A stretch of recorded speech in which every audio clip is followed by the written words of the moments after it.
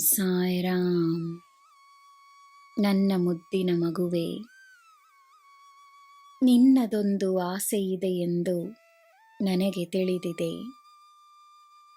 ಆ ಆಸೆಗೆ ಒಂದು ಉದ್ದೇಶವನ್ನು ನೀಡುತ್ತಿದ್ದೇನೆ.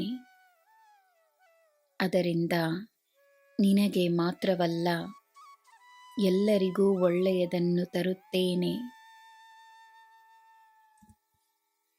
ಮಿತಿಯಿರುವ ಆಸೆ ಮಾತ್ರವಲ್ಲ, ಅದೊಂದು ಸಂಕಲ್ಪವಾಗುತ್ತದೆ. ಸಂಕಲ್ಪವಿರುವ ಹೃದಯಕ್ಕೆ ದುರಾಸೆ ಇರುವುದಿಲ್ಲ.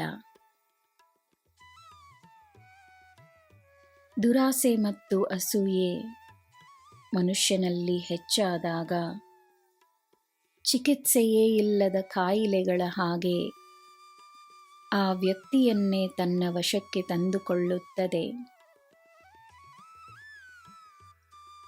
ದುರಾಸೆಯಾಗಲಿ ಅಸೂಯೆಯಾಗಲಿ ತನ್ನಲ್ಲಿ ಸ್ವಲ್ಪವೂ ಕಂಡುಬಂದಲ್ಲಿ ಅದನ್ನು ಭಕ್ತಿ ಮತ್ತು ಪ್ರೀತಿಯ ಸಹಾಯದಿಂದ ತನ್ನ ನಿಯಂತ್ರಕ್ಕೆ ತಂದುಕೊಳ್ಳುವ ವ್ಯಕ್ತಿ ವಿಜಯಿಯಾಗುತ್ತಾನೆ.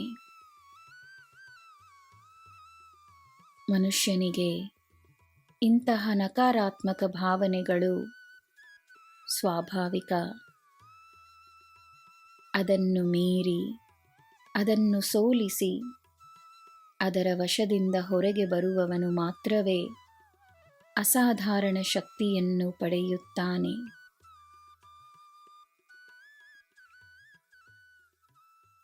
ನಿನಗೆ ಸಿಕ್ಕಿರುವ ಬುದ್ಧಿಶಕ್ತಿಯಿಂದಲೇ ನಿನ್ನ ಮುಂದೆ ಇರುವ ಸರಿ ತಪ್ಪನ್ನು ಗಮನಿಸು. ನಿನ್ನ ಬುದ್ಧಿಶಕ್ತಿ ನಿನ್ನ ಸಹಾಯಕ್ಕೆ ಬಂದೇ ಬರುತ್ತದೆ. ತಮ್ಮ ನಕಾರಾತ್ಮಕತೆಗೆ ವಶಪಟ್ಟಿರುವವರನ್ನು, ಅದಕ್ಕೆ ಕೈದಿಗಳಾಗಿರುವವರನ್ನು ಕಂಡು ಕೋಪಿಸಿಕೊಳ್ಳಬೇಡ, ಆತಂಕ ಪಡಬೇಡ. ದುರಾಸೆ ಮತ್ತು ಅಸೂಯೆ ಬೆಳೆದಿರುವ ಹೃದಯದಲ್ಲಿ ನಾನು ವಾಸವಾಗಿರಲು ಸಾಧ್ಯವೇ ಇಲ್ಲ. ಶಾಂತವಾಗು. ನಿನ್ನ ಹೋರಾಟ ಅಗತ್ಯವೇ ಎಂದು ಇನ್ನೊಮ್ಮೆ ಯೋಚಿಸು.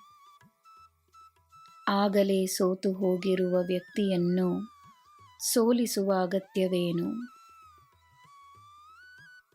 ಹೋರಾಟ ಅಗತ್ಯವಿರುವ ಸಂದರ್ಭದಲ್ಲಿ ನಿನಗೆ ಅದರ ಸಂಕೇತ ಸಿಗುತ್ತದೆ.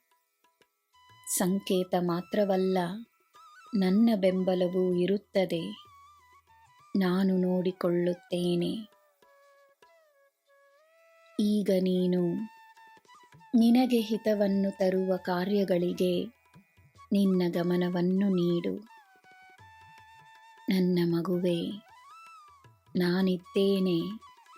ನಿನಗೆ ಎಲ್ಲ ಶುಭವೇ.